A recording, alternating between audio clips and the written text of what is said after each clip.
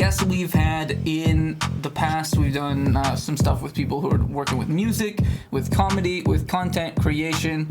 Steffi does all kinds of neat things, but the focus, I know that a lot of you maybe have seen just on the peripheral, or maybe you don't know as much about, but she is a very athletic warrior type individual. And recently, or the last several years, you've been participating in a lot of OCR. Is that right? Good, got one. What does OCR stand for the people at home? It stands for Obstacle Course Racing. Obstacle Course Racing. And obviously there are obstacles involved when you're then running a race. Are there any other key differences for people who might have a reference of maybe they're running cross country or trail runs in the forest? Would you describe it as those kinds of races, but with obstacles stuck in?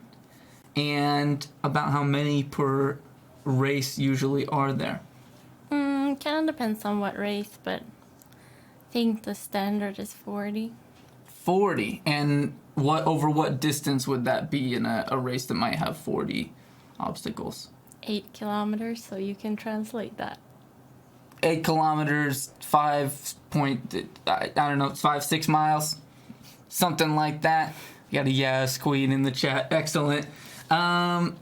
What I wanted to talk about, since we've talked a little bit about everyone's background who has been on here before, is you and I was going to say your family as well is very athletically inclined, action-oriented. You guys have been on adventures all over the world. When you were younger, before you moved into doing OCR, what other sports or activities were you interested in and did you participate in?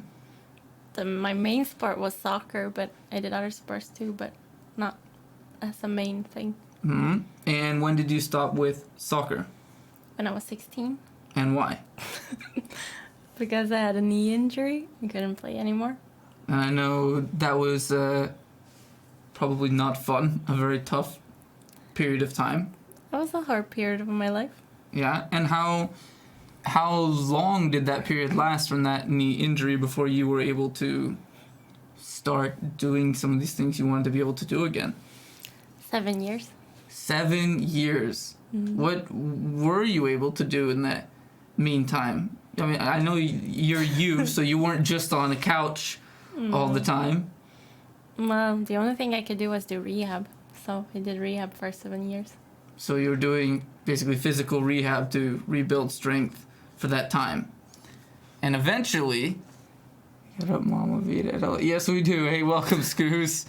And welcome, Lewis. You guys are welcome to ask any questions as we go along here as well. During that time, there was also something that I guess accelerated or was the key to your healing, is that there was finally, maybe you can tell a little bit of the story, there was finally a doctor who kind of discovered something which other doctors had missed, and that led to a surgery? No, the surgery was way before. Was before? But that didn't fully, or... The surgery didn't do anything. That's a shame. Yeah. But I found a doctor probably after 7 years that actually found what was wrong, and after that I can do the correct rehab and fix it. So it was actually rehab that you changed up and had something different you were doing afterwards. It wasn't another surgery. Totally knew that, guys. And so that's good. That's good to know. And how quickly then, from that point, were you able to start feeling like I can do these sports and start participating in things that I want to do again? Probably a year and a half. Better than 7. But still a long time. And what was kind of the first thing you jumped into afterwards? How old were you at that point when you first started being able to do things again? It was 2016, so... 23-ish, Oh. around there. And did you go straight into racing in OCR? Did you try and do soccer again? I haven't tried to do soccer since my injury. And do you have a particular reason for that, or a thought why you didn't? Kind of found other things to do, so. And at the beginning, I was like kind of scared of doing it again. And re-injuring, or oh, understandable. And when you started then running, when Stephanie and I started dating, she would sometimes. I would be in another part of the city. We had separate apartments, and we'd plan a time, and Steffi would say, "Okay, I'm going to run there." Well, for any of you that don't know Stockholm, it took the same amount of time to run there than to take the subway. So it was a long run. No, How long was it? I think it was 10K. Okay. Oh, I'm gonna go see my new boyfriend. Let me just run 10 kilometers. That's not completely normal.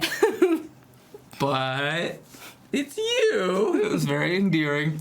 That's how I knew, right? You know, she was gonna run 10K to see me. And then I got to know you better and learned that you're kind of crazy enough that it might have been the other way around, that I was an excuse to do a quick 10K run. Maybe. Yeah, it could have been that too. I'm just seeing what we have here.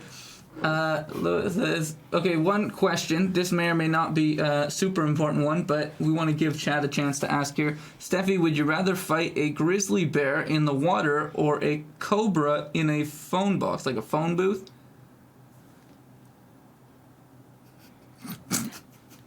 I think I would say the cobra, because I think the grizzly bear I think would you be have. pretty hard. I think you at least have a better chance Yeah. against the cobra. Yeah. All right. Well, I'm glad we got that settled. Thank you. Soccer is so hard on the body, to be honest. My knees and big toe are screwed up from indoor soccer. Well, your toes get pretty screwed up from running too. He knows. I told her she has to keep her socks on for this interview. Fair enough. So you started, and you hadn't done much racing before your injury. That was completely new when you started really getting into running. And were you straight into, did you find OCR right away and start in those types of races, or were you starting with other types of runs, forest runs, or other races at that point? I did a couple of trail runs or trail races in the fall of 2016, but then I did my first OCR in the spring 2017. Mm-hmm. So I found it pretty quick. Yeah, it wasn't too long then. And what was the first OCR race you did? The very first one was arena run, but I kind of don't count that one. Why is that? Because the obstacles aren't that hard. That's the only one I've done. That's the only one I've done. It doesn't even count. Oh no. All right, so what was the one after that? For those of you who don't know, arena run is a very difficult, very challenging 5K run where you are you're indoors in a large arena, and you're doing laps throughout the stadium, basically running up and down the stairs and throughout the inner hallways, and then you come down to the floor, do a rotation, or you do a section of obstacles, go back for another lap or another route, come down and do that. You do that 4 times. And I personally thought it was challenging, but apparently it wasn't even a real one. So the first real one you would consider a real OCR race. It was called Everest Challenge. Okay. And what was that like? I mean, Everest Challenge makes me think that there was hills involved. Yep. And what was the format of that race? It was the meters was the exact same of meters that Everest is high, so 8,000 something. The length of the race? Yeah.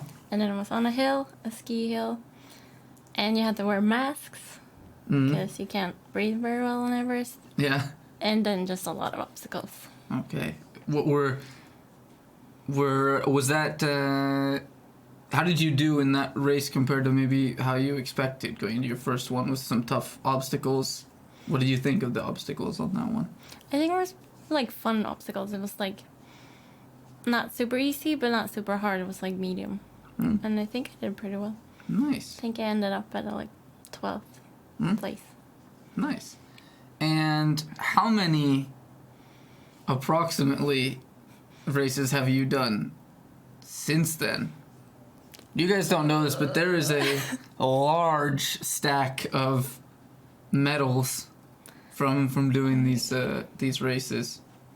That was a hard question. In fact, here's the picture changed, but there was one of your winning pictures there, but there'll be some more. Maybe like 50, 60 or something. 50 or 60. I don't know. That's a lot. I think I did 20 last year or 18. Do you keep track of the total distance you've raced?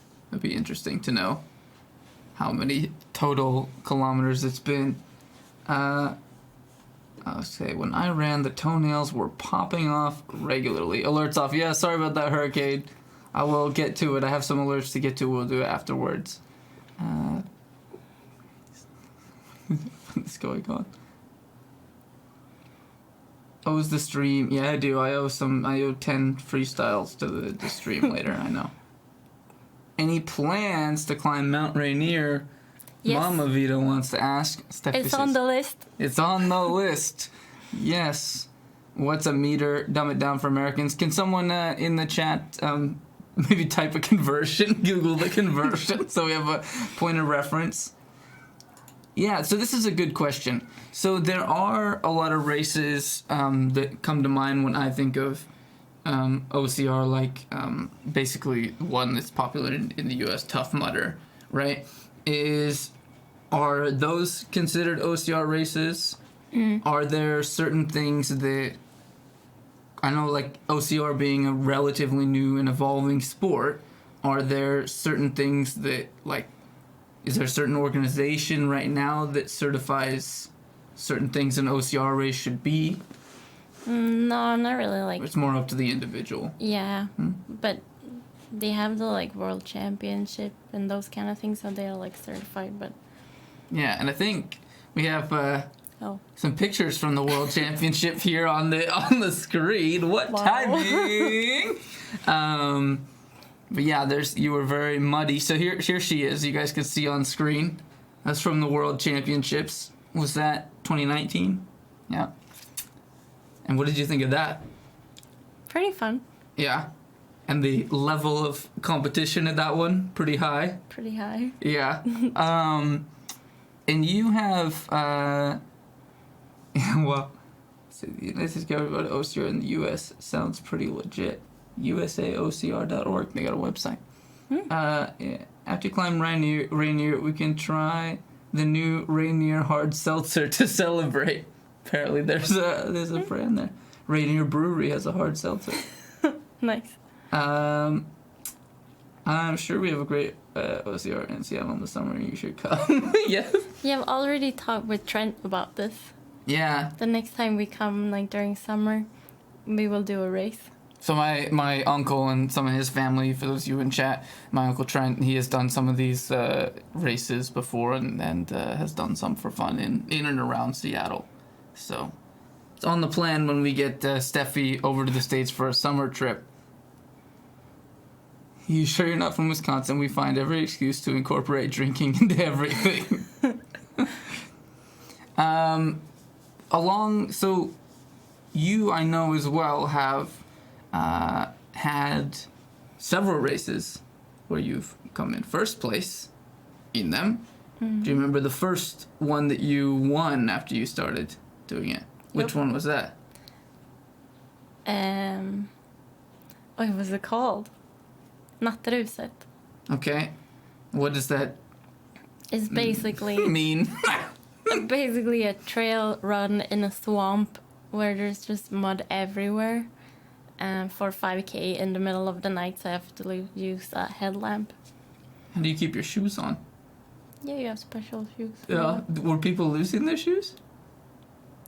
I wasn't really paying attention to the other people, so I don't really know. But She was different. She's got a winner's mindset. You know, the lion does not concern itself with the sheep.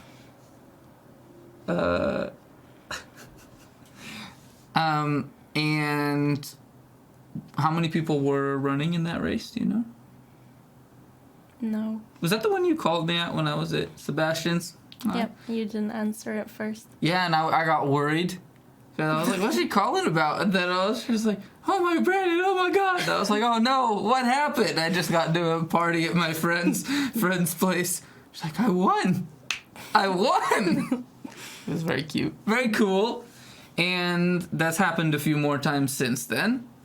What are some of your maybe more memorable races, whether they've been ones you won or not, or just ones you thought were maybe had a cool concept or design to them, or were particularly well put together? Are there any that stand out for you?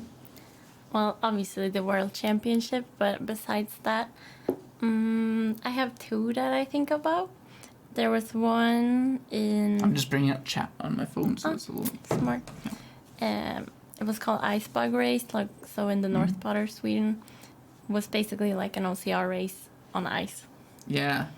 And that one, you ran with your cousin, ran that as well. That was a fun one. Yeah. I don't think I'm ready for any ice races, to be honest. It's I not... haven't been a Swede for that long. Yeah, so you gotta rub it in. She's using the reverse psychology. No, I gotta do it. It's a real thing. Oh, hang on. I want to show, tell a little story here, because this is a race I was around for. Wait right here, chat. Feel free to... She is the host now. She is the captain now. Wait here. We'll see what he brings. Catch! Oh, wait. So this is, what have we got here exactly? Am I supposed to answer? Yes. Dollar horse. Okay, a dollar horse, or a dollar häst in Swedish. What does this represent, or why are they so common in Sweden that you... Why you ask these hard questions? I haven't been in Sweden that long. No. Alright, well, Dalarna is a region Yes. of Sweden. I know that. Yep, nice. But there was a race up north, and part of the prizes that were given out to people who placed, the first, second, third places, were these extremely heavy metal horses. I don't know what, I think it's like a... ceramic or something. Yeah. And so we got that, and there is a picture somewhere in the slideshow of you holding that. That race I know was A fun one. I was gonna say a tough one, and I was just watching, but yeah, a fun one. And what was going on with that race? All I know is I got there, and we're kind of walking up hills from where we parked just to get there, and then we got to where it was starting, and then it was a very, very big hill as part of the course, and it wasn't just once that you were going to do the big hill. It was a like ski slope. Mm-hmm.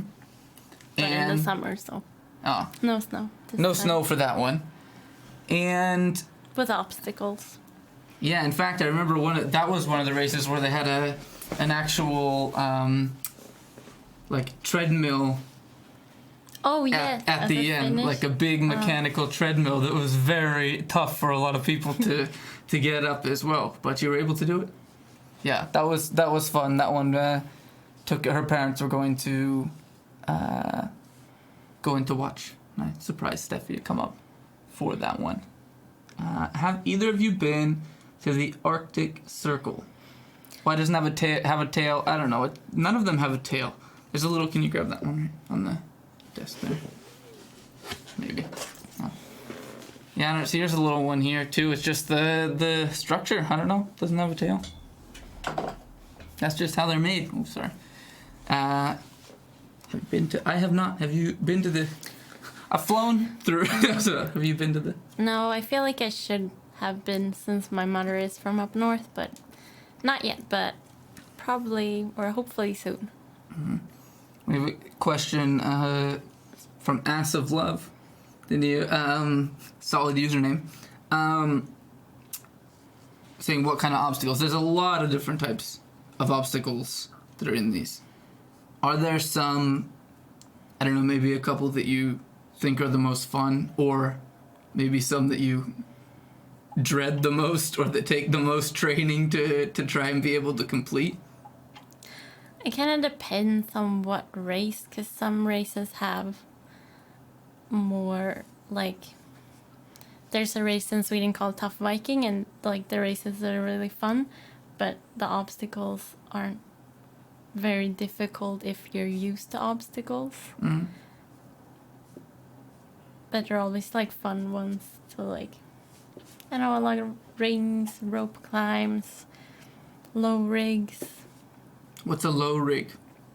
A rig that's low, so you can't like hang Can you and describe a rig? well, Like just like a structure? yeah, and then it can be like different grips and things to swing on, but since it's low, you can't just hang with your legs down. And you have to be like compressing your body like as Yeah. you do it.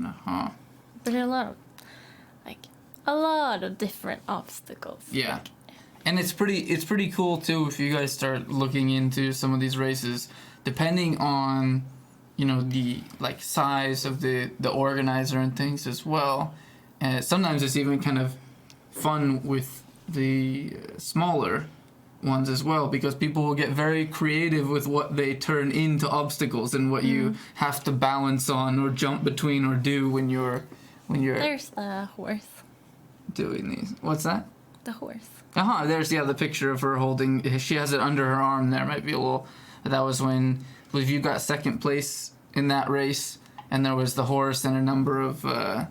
A lot of other things. Yeah, they give you a hat and some clothes and I don't know, snacks maybe. Probably. Some things like that. So that was cool. And I think it's one thing that maybe people. But then I'm gonna move on to another topic that I wanted to talk about.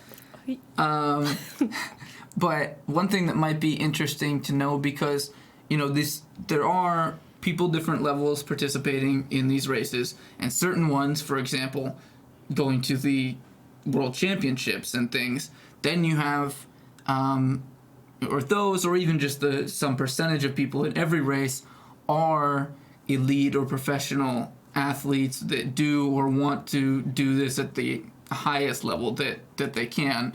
And so you have to imagine that the obstacles are designed for many races to still be challenging to people like you that are trying to do that.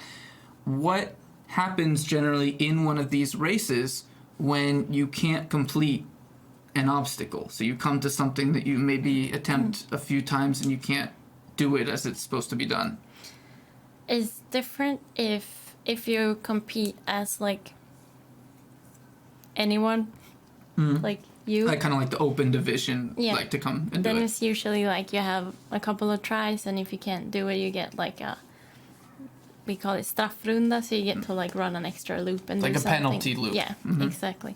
But if you're competing in like elite or like qualifier, when you qualify to become an elite, then for the most races, it's like you have to complete all the obstacles. If you don't, then you're out. But you have like a certain amount of tries. Got it. Because I remember at the World Championships, there was you had an armband, right, that would be cut off, so you could still finish and see what your time was for what you could do. But if you couldn't complete something, then they would cut your armband, and that differentiated. Yeah, I understand, chat. Liking you roasting me, like you ... Excuse me, ma'am, I'm not just anyone. Come on now. No, I was gonna say the question. Sorry, the question about we know it's true. They know it's true. They spend at least half of every stream roasting me anyway. So, what I was gonna say is a good segue. The question about being to the Arctic Circle, because another thing you do, which is physical and adventurous, just like OCR, but it's different, is traveling and going on adventures when you travel, basically. So traveling maybe not just for to visit a certain country or location, but to visit certain mountains. Visit the very top of certain locations. Yeah, climb mountains, walk certain trails or hikes that exist or that may be kind of famous or challenging. What are some trips you've taken for those types of adventures? Well, I've climbed 2 of the 7 summits. And the 7 summits being? The highest mountain on each continent. Mm-hmm. She's got 2 of them already. Hoping to get more. And so you've done, which 2 mountains were those and where were they? Kilimanjaro in Tanzania, Africa, and Aconcagua, Argentina, South America. Mm-hmm. And if you had to guess what the next one will be that you do? Everest, no, I'm kidding. Elbrus in Russia, so Europe's. Mm-hmm. And closest yeah, and cheapest. Nice, well thought. There's a picture, I believe it's in the slideshow somewhere, but it's not necessarily easy to tell it's you because you have about 1 million layers on. But you are doing push-ups in a certain special location. Where were you doing push-ups in that picture whenever it comes about here? On Aconcagua, the highest mountain in South Africa. South America. South America. And there it is, right there. Man, I'm really my slideshows are really coming in clutch. Yeah. So, and it was funny because you were with a guide group for that trip. That was helping with some of the like planning and food prep and things like that. And you had guides for the climb. I remember basically trying to keep up with the blog in Norwegian that they were writing about your progress as a group, and there would be little updates. And I remember that there were basically a lot of people. Or do you remember how many people started in that group? I think we were 16 in the beginning. Hmm. And your dad was with you on that trip as well. How many people made it to the top of the mountain, Aconcagua? 5 plus 2 guides. And how many people did push-ups at the top? Is it just 1? How many people did cry on the top? 4.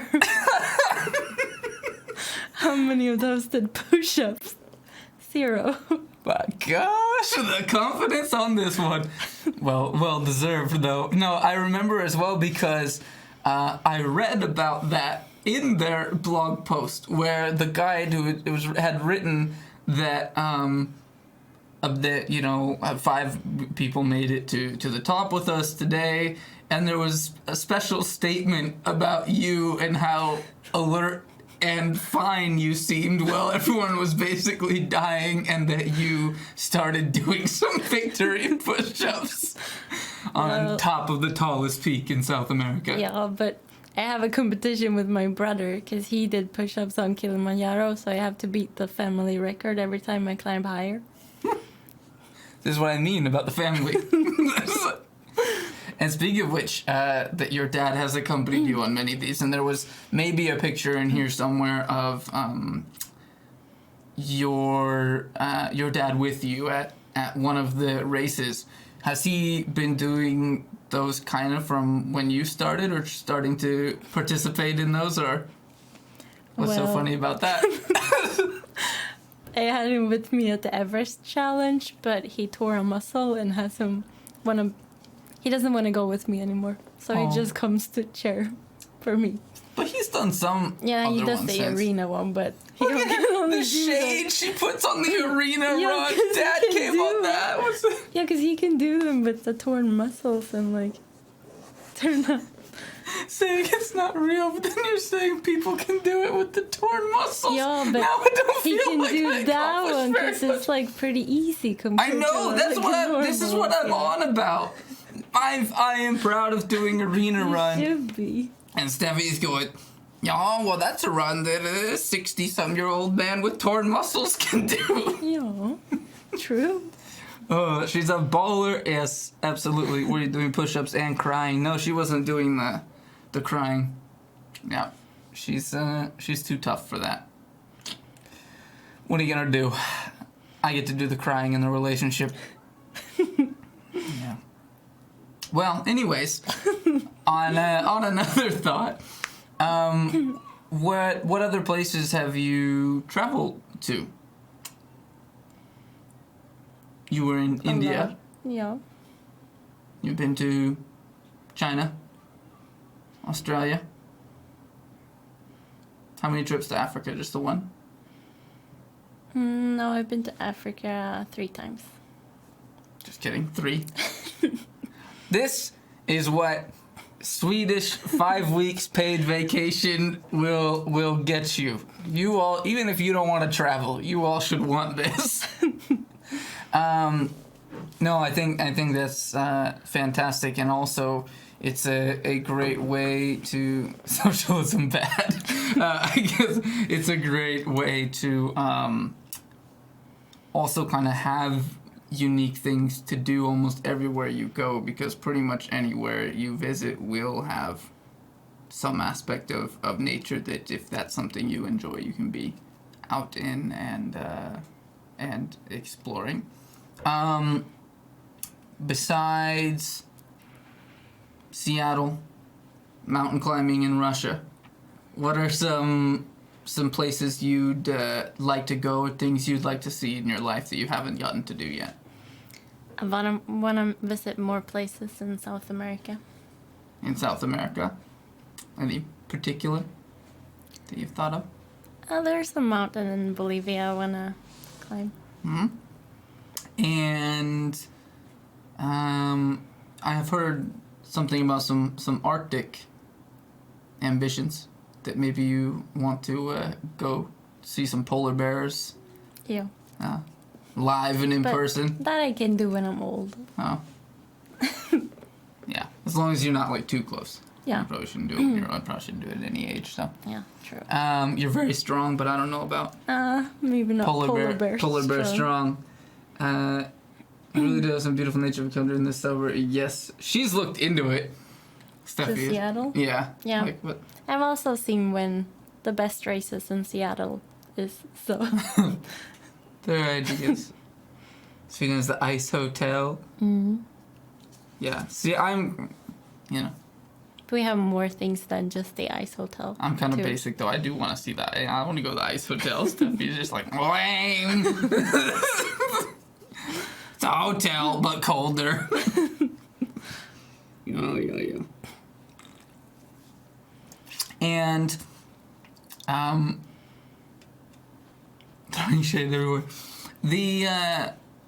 One other thing I was going to bring up, looping back to sports, is there's always, I think, an evolution as you do more and more of a certain sport, or even just any thing that you're into, and you're maybe always looking for next level and different things.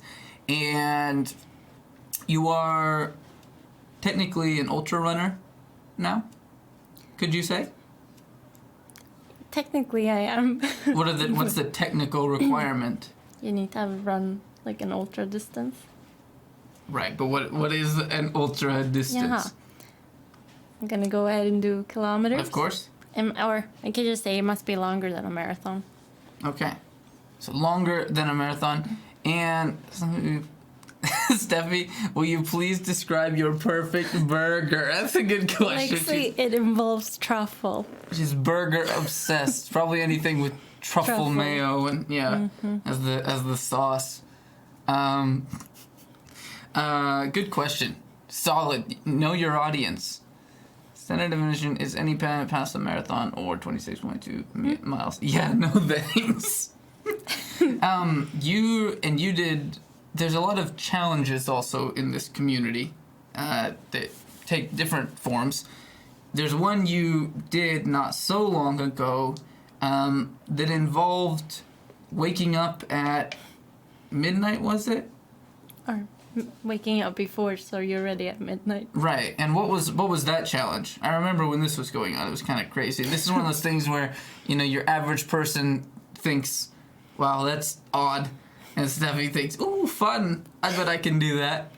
What was that about? I kind of want to do it again. So. Yeah, see what I mean? Well, it's called like ultra intervals. So you do one 10K every 3 hours for 24 hours. So you start the first one at midnight, run 10K.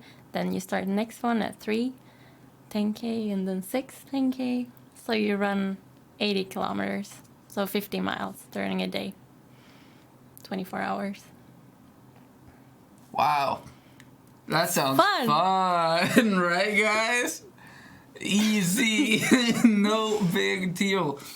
And some of these, thinking about some of these ultra runs, which brings me to, what are some, which I have a feeling of where something we might touch on here, but what are some races or running challenges that you would like to be able to do someday? Be that running a certain trail that's very long or a certain marathon or something like that.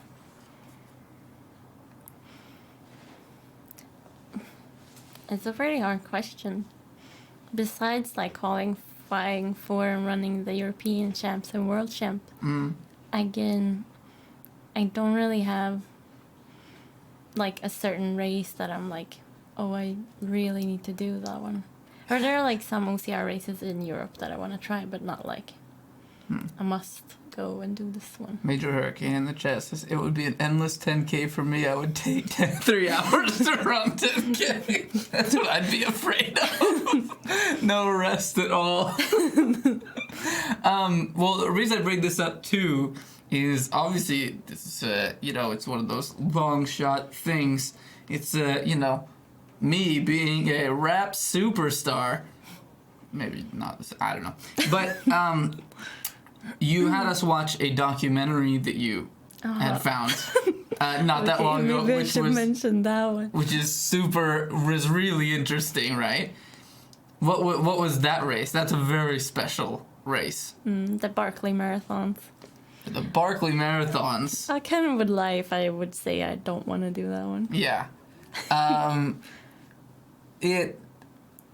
First of all, the guy that puts it on is nutty, but I like him. But he basically, how long was this one? It was running how many? It's basically, it's longer than 5 marathons if you complete it. Mm-hmm. And it's through mountain trails, and some of it you're having to navigate as well. So it's not just a very easy course. The participants, how many were there that had finished? I don't remember exactly, but was it like 18 people since? And they take how many per year? Oh, I don't remember how many. Can't be more than 20. No. Yeah, I would say max like 15 to 20, or like 15 to 20 people a year. Something like that. Something like that, and this has been going on since, was it the late 80s? And 18 people have finished in like 30 years of doing this almost. And no female so far. And no woman has done it yet. So she could, I was gonna say you could pretend, but I think I would believe you if you said there wasn't something in the back of your mind that I wanna do that. So that I think would be, it's pretty interesting. Fun. Was that the Appalachian Mountains? I think it was. It was in Virginia or something, or was that right? Something like that. One of those states. No offense, anyone. There's a comedian I love who does does marathon a day challenges to raise awareness and money for various causes. 43 marathons in 51 days was their best so far. That sounds intense. Wow. Yeah. Every once in a while she gets me to go do some workout with her. It's so hard. She's not even breathing heavy at the end of it. Fun fact, part of the Appalachian Mountains are in France. I feel like this was like mentioned in some like weird fact post that I saw. and I don't remember what the exclamation point or the explanation, not the exclamation point, what the explanation was. But feel free to enlighten us, Goose. I'm only inclined to be like, yes, because I've read something about it before, but it sounds pretty far-fetched. Okay. Yeah, it was something like that before the plate split and it's part of that mountain range. Interesting. Now, the final question. What is it like having such an accomplished music artist in your life? Do you have trouble sometimes feeling like there's room for your creativity when there's just this storm of genius and creation radiating? That's why I gave you a room in this apartment. That's why the rest of the apartment is mine. Yeah. This is my space. This is where I exist, me and Paisley. Yep. Any plans to do Rim to Tim or Pacific Coast Trail? I don't know what Rim to Tim is. Do you know that one? I don't know the Rim to Tim. But you know the Pacific Coast Trail. I don't know what Rim to Rim is either. But Uh-huh. but I mean, like the Pacific Maybe that's Coast a coast-to-coast thing. I don't know. Probably. It would be fun, but I don't think I would do that, like, at the moment when I feel like I want to do competitive sports. Mm-hmm. But I could do that in, like, 10 years when I want to focus more on, like, ultra distance. Is that the timeline? Around 10 years, I should expect a shift into ultra? Maybe 10 plus years. Fair enough. There's the Grand Canyon. Sounds kind of crazy. I don't know anything about it. Interesting. Any more questions for Steffi the Magnificent, who has been so amazing? Question. Oi. When no matter how many I've done, when I am getting ready to do a show or get on stage, I will always be some level of nervous. Do you have nerves before your races? And do you feel like that's changed since you have done a lot, or you still have it, or? I still have them. You still have them? But it's more if it's like an important race or a race I've been like working and like prepping for than to like a race. I mean, some races you sign up for like the day before and then like You're just like, you it's just happening, play by so I'll ear, go do it. Or... Yeah. But if it's a race that you're like really prepared to do, I have a lot of nerves. Follow-up question. Are you more nervous before a race, or were you more nervous before we went live on this interview? I'm nervous in different ways. Doesn't seem like an answer. No, because like if you do a race, you're nervous, but you kind of know what you got yourself into. For this, I was nervous because I did not know. I think you've been treated pretty well. Only 24 miles. I don't know what that is. 40 kilometers, 30 something, high 30s. Okay, then sorry, but it feels too short to travel all the way to the US to do it. Yeah, that's a peasant race. That's a light walk. What's the pre-race meal like? Well, usually I get up, eat breakfast, then I go for a walk, and then I eat lunch, and it's usually a chicken pasta with orange. Like an orange sauce. We had this recently before you had a race. Yeah. You had made the night before. It's good. It's basically an orange sauce chicken over pasta, and sometimes have it with some kale chips and that kind of thing. It's very good. Some protein and carbs. Exactly. All you need. Well, Steffi, you've been a great guest. Thanks. Can I go up for my run now? You can absolutely look at her. She wants to go for a run. I'm gonna be back in just a second, Steph. I'll be back in a second, and I will see you guys for the I'll see you for the rest of the stream. So give me just a few minutes to kind of reset things around here, and I will be right back. Thank you, guys.